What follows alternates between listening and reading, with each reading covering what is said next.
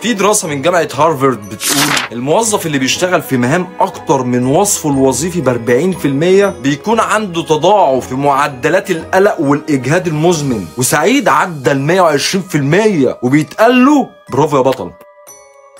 علم الأعصاب كمان بيقول عامل مع المهام المتعددة دي كأنها صدمات متقطعة، وكل مرة بيتحول فيها الشخص من وظيفة للتانية بتستهلك طاقة ذهنية بتساوي المجهود العقلي لحل مسألة رياضيات معقدة جدا. ما ينظف الحمام ويرجع يعمل طلب ويرد على الزبون الغلس مخه بيتحرق، وانت فاكر ان ده بيعدي؟ لا، الإجهاد المزمن ده بيأثر على التركيز، جودة الأداء، والذاكرة قصيرة المدى، وحتى المزاج، وفي اتخاذ بعض القرارات. يعني ممكن يغلط في الأوردرات ويشيلوه حسابها عادي. الناس مش آلات، والمهارة مش تصريح بالاستعباد. ولو عندك موظف شاطر حافظ عليه، مش تستهلكه لحد ما يبوظ. لو بتشتغل 3 شغلانات بمرتب واحد ما جاتش عليا أنا. اتفرج على الفيديو للآخر وتعمل لايك واشتراك قبل ما مخك يتحرق.